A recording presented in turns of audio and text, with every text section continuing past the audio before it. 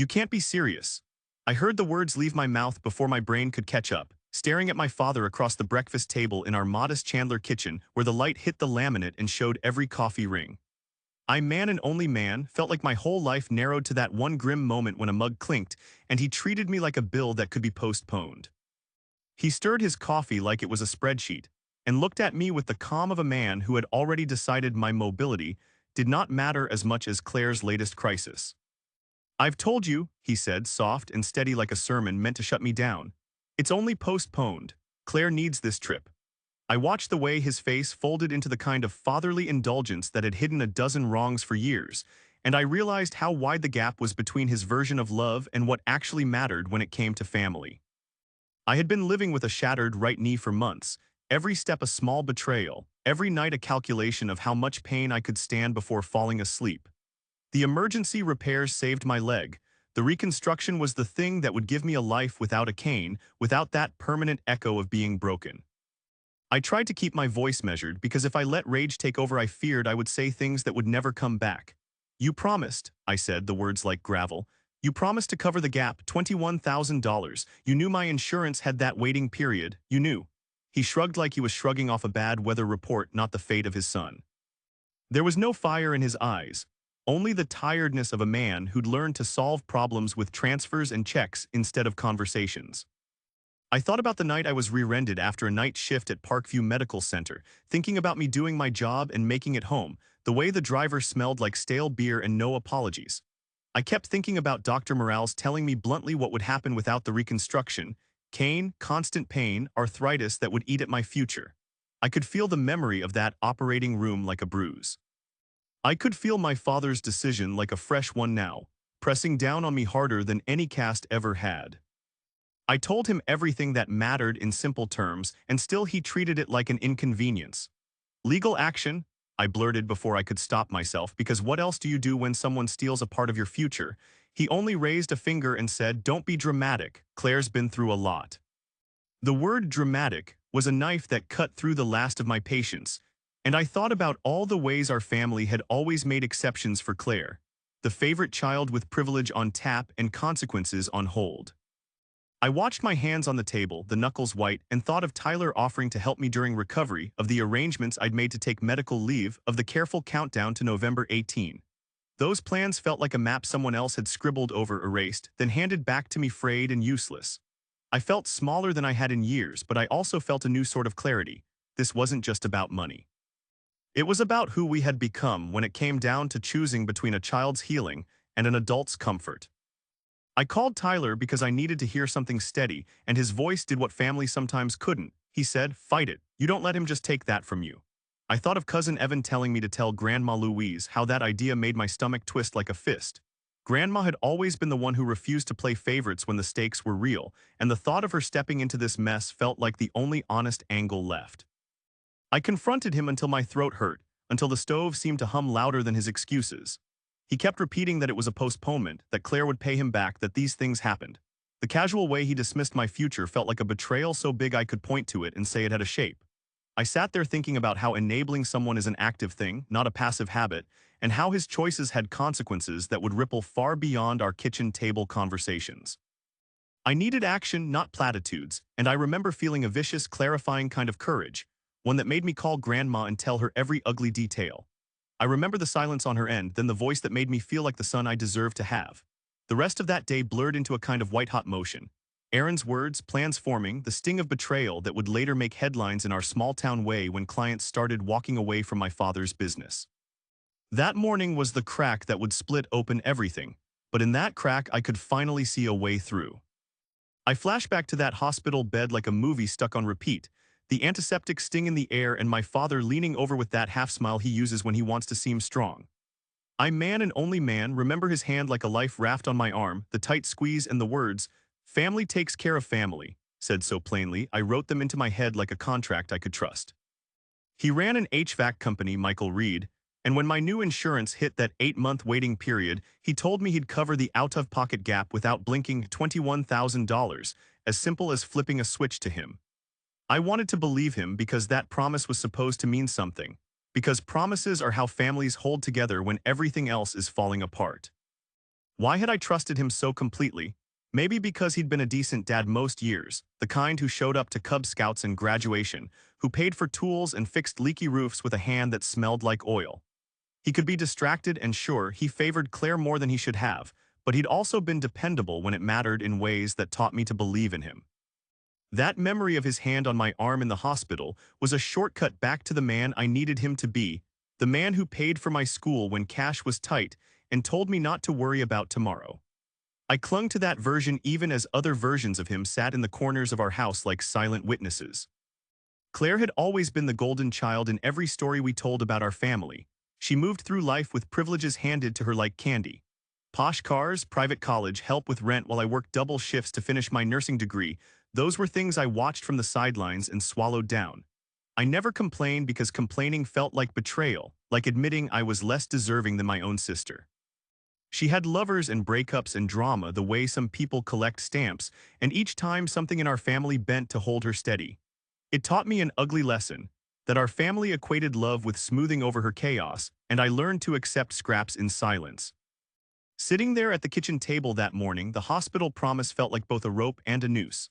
I replayed the night after the crash, the cold of the ER corridor, Dr. Morales's bluntness about what would happen if we delayed the reconstruction. He used words like cane forever and relentless arthritis as if he were reading a sentence that could not be rewritten, and my father had nodded then, his face a mask I trusted. That promise was not some casual offer. To me, it was survival. To him, it was apparently negotiable. I think what cut the deepest was realizing how much of my life I'd spent making excuses for him, smoothing out faults with the same patience I'd learned on night shifts. I forgave him for being human, for making bad calls, for preferring comfort over confrontation because I wanted a father who wasn't fragile under pressure. But this wasn't fragility.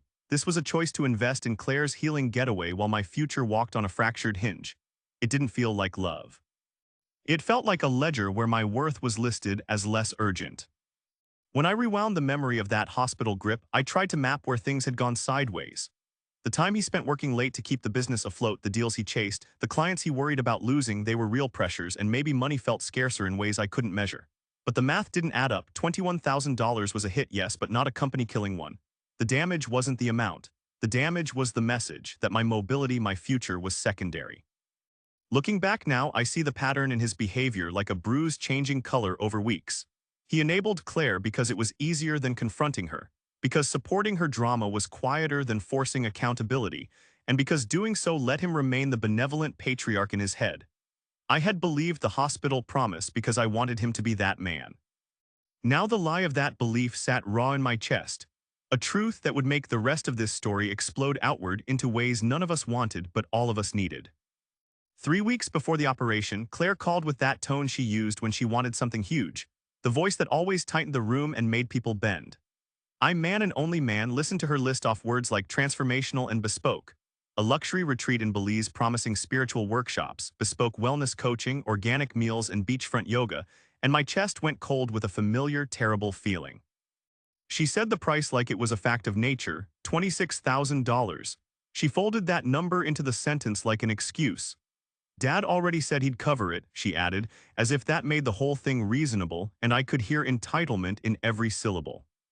My hands went numb while she talked about guided breathing exercises and soul-cleansing ceremonies, and I kept picturing hospital lights and the promise Dr. Morales had made real for me about what the surgery would do.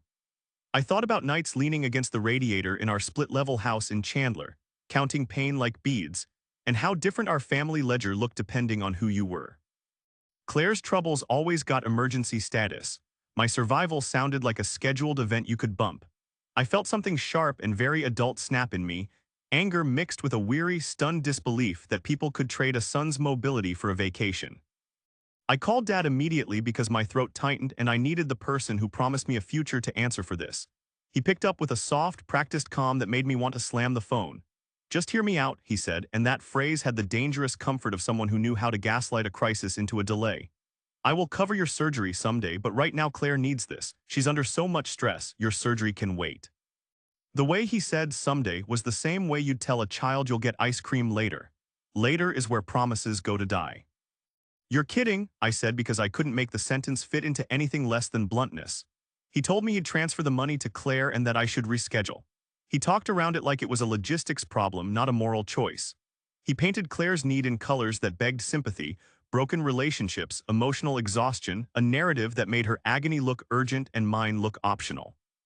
I could feel my future shrinking while he explained, and the kitchen table where we spoke felt like a courtroom where I had no lawyer.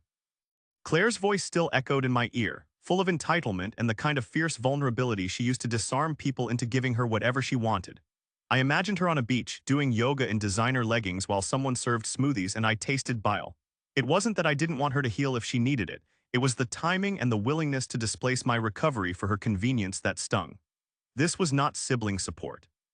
This was privilege dressed as crisis, swallowed whole by a father who had learned to confuse love with indulgence. I thought too about how this would look if people knew, the irony that the man who ran a successful HVAC company would lose clients because he was seen as prioritizing a retreat over a son's surgery. I could already hear neighborhood whispers forming like smoke. But it wasn't whispers that washed over me. It was the clearer, colder thought that my father had made a choice, and choices define people far more than promises. He had chosen Claire this time, and the math of it showed what he valued when it was unavoidable. I remember feeling suddenly very alone, like sleepwalking into an empty stadium and realizing the crowd had left you on the field, so I started to plan instead of plead. I called Tyler to remind him about the original schedule, then called Evan, cousin Evan with his blunt no-nonsense sense of wrong and right, and asked him if Grandma Louise could help. Evan's answer came quick: "Tell Grandma, this is beyond enabling, it's theft of your future." That word, theft, hung in the air like a verdict. It made the problem sharp instead of soft, and it turned my helplessness into the fuel for something I hadn't wanted to become: a man willing to make waves to keep his life intact. As Claire basked in the fantasy of being seen and soothed, I realized the rest of us would have to pull a kind of rescue that didn't involve money laundered through oblivion. I steeled myself to name what my father had done, to tell Grandma every detail, and to risk the fallout. The story had just started to splinter, and I could feel the pieces already cutting new edges in ways none of us would forget. I tried every argument I could stack into sentences sharp enough to cut through his calm, telling him I was burning through sick time at Parkview and that my shifts were becoming a math of pain and pills. I man and only man told him what Dr. Morales had said in the sterile way surgeons say bad truths: delay and you risk permanent damage and crushing arthritis, and watched him fold that into a shrug like it was a weather report he couldn't change. He told me to take ibuprofen and manage, the kind of casual dismissal that makes a person thin with anger and exhausts the language you own for asking for help. When I told Tyler, he went red with fury, the way good friends do when you bring them news that smells like injustice. "He chose crystals over knee," he barked, and his voice made the unfairness sound louder than my father's polite excuses. Tyler's anger was practical. He wanted a plan, so he drew one up in a flurry of texts and calls, promising to be there for the recovery I might be denied. His loyalty felt like armor, and I clung to it because my father's choice had left me exposed in ways that felt like shame and betrayal at the same time. Cousin Evan heard the story at a family barbecue when I couldn't stop myself from venting into a beer bottle, and he pressed me hard to tell Grandma Louise. Evan has a blunt sense of what's right and what is enabling, and the word enabling kept coming back to me like a splinter. I resisted telling Grandma because dragging her into the mess felt like using a weapon on family, and I had always been the type to avoid loud confrontation. But the more I sat with Dad's easing of his promise, the more I realized avoidance was the exact thing that had allowed Claire's pattern to grow teeth. The next morning, Dad confirmed the worst. He'd wired Claire $26,000 and postponed my operation like it was a calendar problem. I remember the sound of my own name in his voice, the casualness that made me feel erased. I left the house angry and numb, stepping outside as if that would let the air do something to the knots in my chest. I drove without direction, clutching my phone and the hard evidence that this was not a misunderstanding but a choice. Texts of promises, the surgical clearance from Dr. Morales, the estimate saying exactly how much the gap would be. The paperwork was a kind of truth that didn't ask for feelings. It only demanded action. I talked to my friend Connor at a downtown law firm because you reach for the obvious tools when other people break promises that alter your life.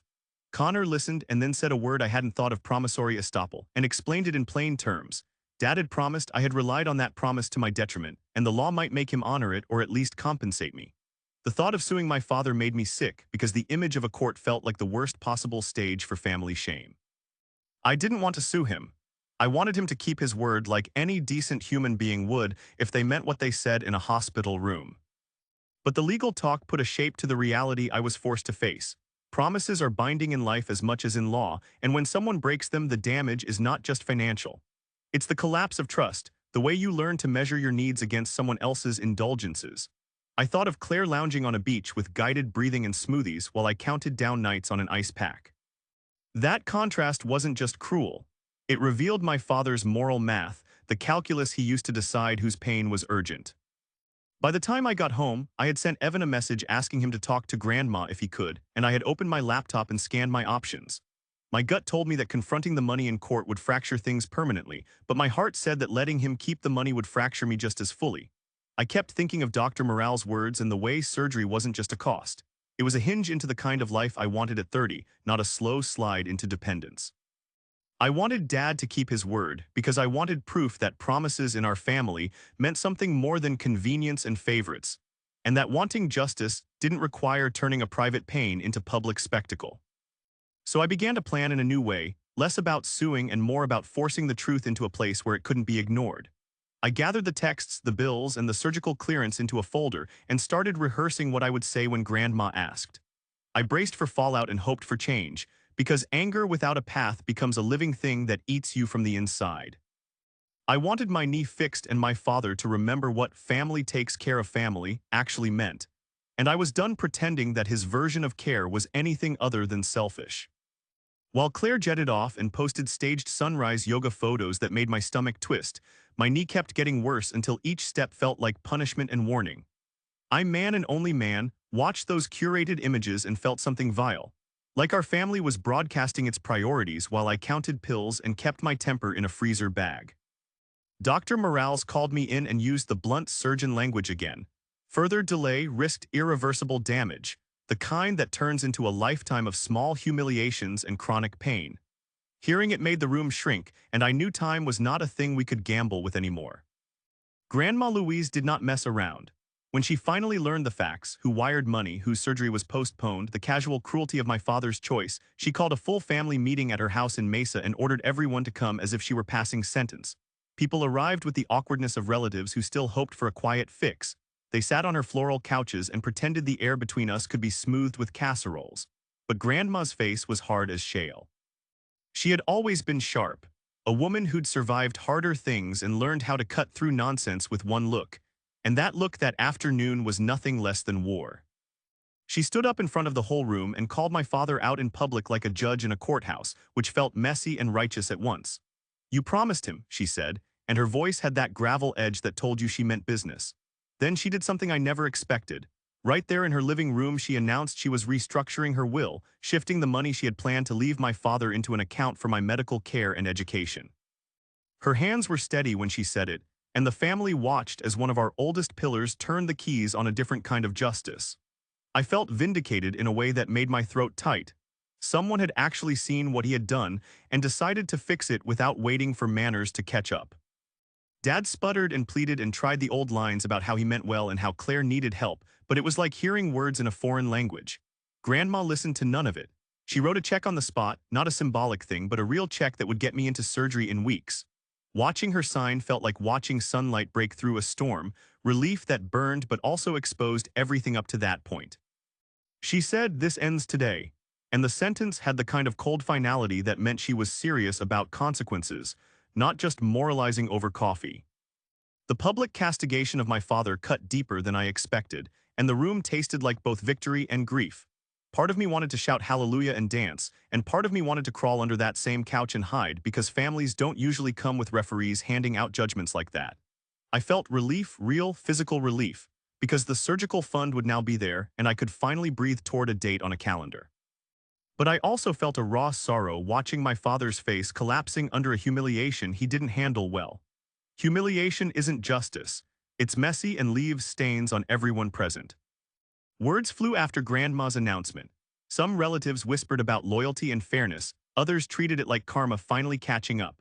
I heard clients of Dad's company on the edge of leaving him because news like this travels in small towns and smarter-than-you social circles.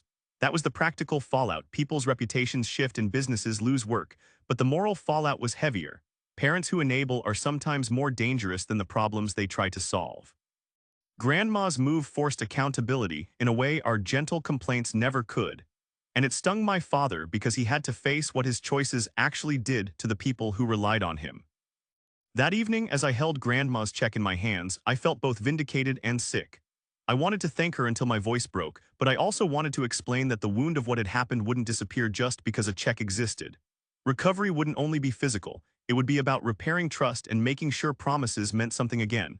I sat in the car outside her house and let the engine tick while my thoughts calmed. The relief was real, surgery was back on the table. But so was the knowledge that our family had changed, and not all changes were good at first glance. In the days that followed, the news began to ripple. Clients left Dad's company, conversations shifted, and anyone who had once enabled Claire started looking at their choices like ledger books that needed balancing. I felt raw pride in Grandma for doing what she did, and I felt a new, small hope that maybe this painful, loud intervention would force the grown-ups to grow up. The surgery date moved from a promise into a plan, and while I prepared for the operation, I also braced for the fallout. Because fixing a body is one thing, but fixing a family's habit of choosing comfort over real care is another kind of operation entirely. Claire's retreat imploded like a cheap postcard dream.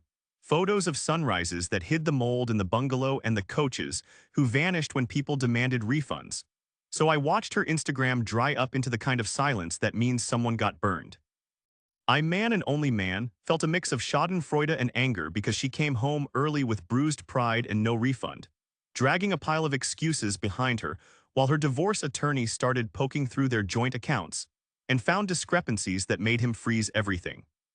Suddenly, the 3-week spiritual cleanse looked less like healing and more like a funnel for cash that now had lawyers sniffing around. And the accusations of hidden funds felt like vindication for people who'd always whispered about how Claire floated through life on favors and smiles. Word spread in our Arizona community faster than duct tape on a broken vent, and Dad's HVAC business felt the sting of gossip and principle both. A few commercial clients quietly moved to other providers, preferring a company without a family scandal attached to it. I never wanted him to lose business. He'd worked long hours for that company and sweat over payroll. But his choice to put Claire's indulgence ahead of his son's mobility had consequences that weren't just moral. Clients vote with wallets and trust, and when they saw a man appear to choose a retreat over his injured child, it gave them a clear reason to walk.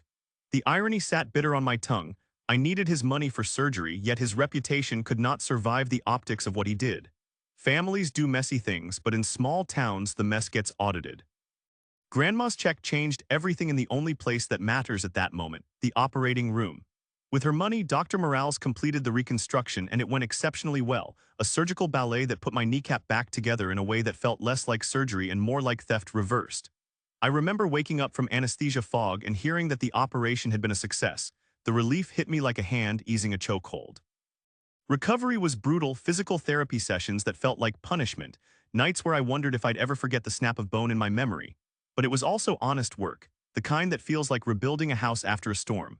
Tyler showed up like a godsend, hauling groceries, changing dressings, and driving me to early morning PT sessions when I could barely put weight on the leg. His presence was the opposite of what my father had given, steady, practical, and without performance. Some relatives who had once stood back came forward in ways that surprised me. They didn't swoop in with pity so much as with real help, bringing meals, installing handrails, and carrying me up our split-level stairs when my leg refused cooperation.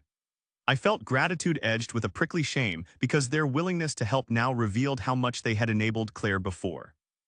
Even Uncle Sam played a role. VA or Medicare-ish programs don't usually arrive with apologies, but the physical therapy sessions were covered and arranged in a way that felt like bureaucracy driven by communal guilt and a duty to fix what we broke. The government help wasn't moral redemption, but it was practical. Straps, bands, clinical hours that slowly turned stiffness into movement again. Watching Claire scramble through legal battles and frozen funds while Dad's business settled into the slow pain of lost clients, I had complicated feelings about justice. Part of me wanted to gloat, to point at the ledger and say, "See what happens when you choose your favorite." But another part of me felt hollower because punishment doesn't always fix what enabled bad choices. The real work was happening on my kitchen floor with Tyler and the relatives who showed up, in the slow, grinding progress of PT, and in the conversations that finally began where they should have started years ago. Our family was rearranged by the fallout. Accountability that had been whispered about became enforced, and those who had ignored me learned to check in. It was ugly and necessary, and like all repairs, it took more time and patience than any overnight retreat had promised. 3 months later, I was walking without a cane, the limp mostly gone and my confidence crawling back like a stubborn plant through cracked concrete. And I, man and only man, felt like I'd stolen a small miracle back from the world. 6 months after that, I was back full-time at Parkview, on night shifts again but with a new edge, less survival panic, more quiet ownership of my future.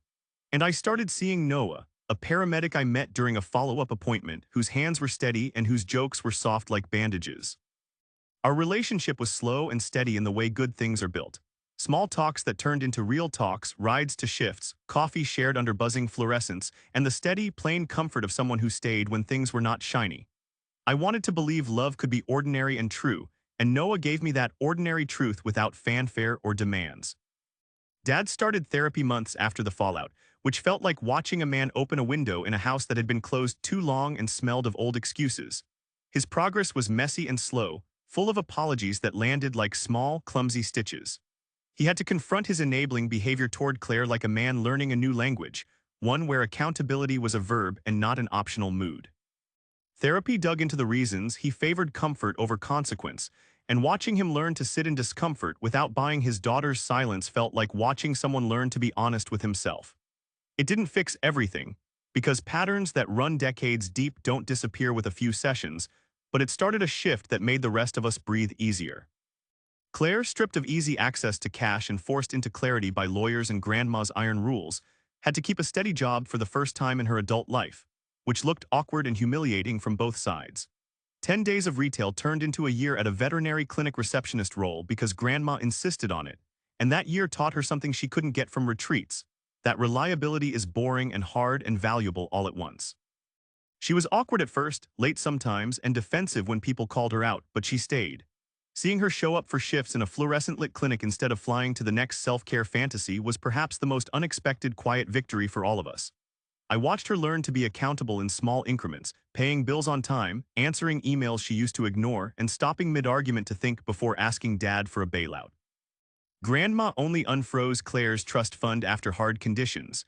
Regular allowances tied to proof of employment, mandatory financial counseling, and evidence of steady work.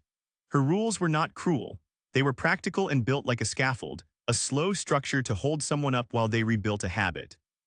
That device of conditional trust felt controversial in family group chats and at Sunday dinners, and I heard relatives mutter about control and power. But I also watched Claire grow in ways no retreat ever taught her. People who had once enabled Claire began to call her on choices, and relatives who'd ignored my pain started checking in more consistently, no longer assuming I'd manage like I always had. The balance was not perfect. Old resentments surfaced at holidays and apologies still tasted thin sometimes, but the baseline of how we treated each other had shifted. I admit there was a part of me that relished the visible consequences, the clients who left Dad's business and the hard conversations people finally had about fairness and accountability, because sometimes justice smells like hurt and that smell clears air. But I also felt the darker side of it, watching my father's business bleed clients hurt, and I did not wish ruin on him even as I wanted him to fix what he had broken. The thing that surprised me most was how the crisis forced change not by melodrama alone but by simple, relentless pressure. Grandma's money, Dr. Morale's skill, Tyler's elbow grease, Noah's steady returns, and therapy that taught my father to tolerate being uncomfortable without solving everyone else's problems for them. 2 years out, I was promoted to nursing supervisor. My knee was solid, and Noah and I were engaged, planning a life without understudies and excuses. The family was not healed like a neat scar. It was a map of old lines redrawn with new borders, and the argument that once invited fury now sometimes invited a question instead. What are you going to do differently? On my 31st birthday, Dad texted, "Happy birthday, hope you're well." I, man and only man, stared at it for an hour like it was a puzzle I had no desire to solve because Grandma had made sure I was well and because everything he'd done to get here still lived under my skin. I replied after a long breath that I was okay, careful, and short, because words felt like currency and I wasn't sure how much to spend on him anymore. He didn't reply, and that silence was weighty in a way a text never should be. It felt like a measure of distance that no apology could instantly fix. Thanksgiving at Grandma's was tense in the way family pressure cooks, every movement measured, every compliment suspicious. He apologized publicly in front of everyone, voice small and earnest, saying he'd made a terrible decision and that he was sorry. Apologies in a living room full of casseroles are a strange thing. They land, they dent, but they do not smooth everything out. I watched relatives shift their chairs, listening for whether he meant it or whether this was another performance, and part of me felt relief because he had finally said the truth, even if slowly and late. Trust doesn't stitch back together overnight. It takes repeated, boring proofs that a person will act differently, and his words on that Thanksgiving were only the beginning of the long work. A year later, the life I had imagined through the pain began to line up with the life I lived. I became a nursing supervisor. I was playing tennis again without the limp that used to announce me in doorways, and Noah and I were engaged and steady in ways that felt both planned and surprising. The physical therapy, the surgeries, the money Grandma pushed into the right place.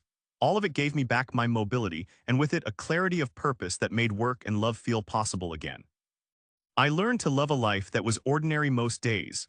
Hospital handoffs, weekends with groceries, simple dinners where we argued about which show to binge. That ordinariness was a kind of victory I hadn't expected to want so badly. Claire is awake to consequences in a way she wasn't before.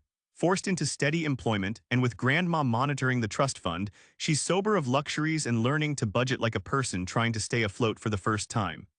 She's grudgingly proud of holding a job at the veterinary clinic, and that pride looks small but solid, like a plant learning to root in gritty soil. There are moments when her old habits fight back, and she slips into entitlement when stressed, but the new scaffolding around her life keeps pulling her back. I won't say it's redemption like in a movie. It's more like a slow, practical retraining where she learns that money is work and trust must be earned. Dad keeps going to therapy and keeps talking in sessions that sound awkward at family dinners, but those conversations are real. He admits how enabling Claire became his way to avoid hard confrontations and how it left me holding the bill for his shortcuts. His business lost clients and suffered reputational damage, and that cost him in ways money can measure. He pays for that loss with humility now, not with excuses. It hurt watching him shrink for a while, and it still hurts when I see him carry the consequences of his choices. But that shrinking led to growth, slow, awkward, honest growth that real people rarely choose unless forced. The crisis cost our family comfort and cost him business, but it forced accountability in a way niceties never could. People who enable others deliberately are not saints. They're often cowards with power disguised as mercy, and I think that truth is ugly and worth saying. Sometimes standing up for yourself forces the world to change around you, and that change can be violent and expensive. I learned how costly it can be to name the truth to people you love, how it tears at the fabric of family at first, and how necessary it is if you're not willing to spend your whole life being second place. In the end, I got the surgery that saved my mobility, a job that gives me pride, a partner who shows up when it counts, and a family that finally has to reckon with what it means to care. We are not healed like a neat scar. We're a map of patched places that show where the work happened and where it still needs doing. Accountability doesn't erase hurt, but it makes repair possible. I learned to say no without shame, to expect promises to mean something, and to respect the cost of turning a wrong into a lesson.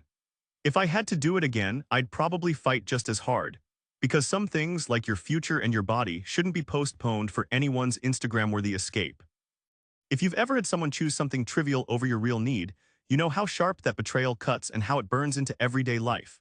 I, man and only man, remember the slammed kitchen door like a punctuation mark in our family's story, a loud, ugly sound that announced something had changed and couldn't be put back the way it was. It started small, a shaken promise, a shrug. And then it grew into a pattern where my pain became negotiable while Claire's wants read like emergencies. That kind of math eats at you until you do something that feels dangerous. Name it out loud. Naming it changed everything and tore things open in ways I didn't expect. Grandma made her move and the money showed up, which got me into Dr. Morale's operating room and out the other side with a knee that functioned. But the operation didn't stitch the family back together like a bandage. It ripped up old habits and left raw edges we all had to learn to live around. Dad went to therapy because the public shame and the quiet loss of clients forced him into a kind of honesty he had avoided his whole life. Watching him sit in that honesty was not pretty, but it was necessary, and I learned to accept small gestures from him while keeping clear boundaries. I still speak to Dad carefully and cautiously because people can change and because I'm not a monster who wants him humiliated forever. I accepted his gestures, help with therapy bills, a prorated share of physical therapy costs, and quiet offer of help with some home repairs, because I wanted to move forward without holding every argument like a grudge hammer. But I made sure my voice was heard when it mattered. Equality and respect are non-negotiable in any family worth keeping. I set rules for how we treated each other, and I told him that promises aren't casual things to toss around when it's convenient. It felt odd to lay down terms for my own father, but it felt necessary to be clear so history wouldn't repeat.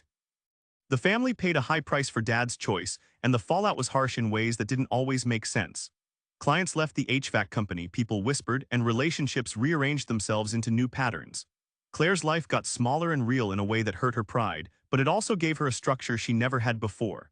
She learned to work to pay bills and to be accountable in small, uneven steps that sometimes made me proud and sometimes made me angry. Accountability isn't pretty, and it's not instant redemption. It's daily, boring, hard work. Watching her show up for a clinic shift after a rough night felt more meaningful to me than any retreat photograph she could post. There were nights when the cost of what I had to do, telling grandma, exposing Dad, watching him shrink when clients left, felt like a lonely ledger where every victory came with a moral tax.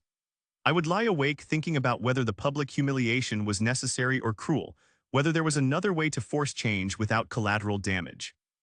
But then I'd remember Dr. Morale's blunt words about arthritis and canes, the nights I couldn't sleep because my knee hurt like rust, and I would know why I pushed.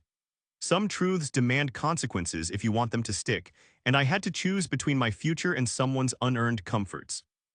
Over time, the family shifted in ways I hadn't thought possible when I first decided to speak up. People who had enabled Claire started calling her on choices, relatives who ignored my pain began to check in without prompting, and the loud chaos that had been our default began to quiet into something steadier. This wasn't perfect healing. It was messy and ongoing, full of missteps and apologies that sometimes felt thin. But the baseline changed. Accountability became part of our vocabulary, and promises began to carry weight again. It was ugly and necessary work, and it taught me the bitter lesson that love without boundaries is often just permission to hurt. In the end, I walked away, literally and figuratively, stronger than the man who sat at that kitchen table and heard his future delayed. My knee was rebuilt, my career advanced, and I had a partner in Noah who showed up when life demanded it. I also walked away with a deeper understanding of what family can cost you when you refuse to be second place in your own life. Standing up for myself forced the world around me to change, and I will not lie. It was expensive in pride, in relationships, and in business. But it was the only way I could keep my body and my future from being postponed for someone else's curated healing. So if you're listening and someone in your life treats your need like a negotiable line item while they fund their comfort, consider this a warning and a map. Call the thing by its name. Use whatever help you can, legal advice, family allies, a loud grandmother who remembers what fairness looks like, hold people accountable. Demand that promises mean something. It's messy and costly, yes, but sometimes necessary to stop being the person everyone saves last. I learned that the hard way, and I came out of it with a rebuilt knee, a clearer voice, and a family that finally knows the price of choosing comfort over care.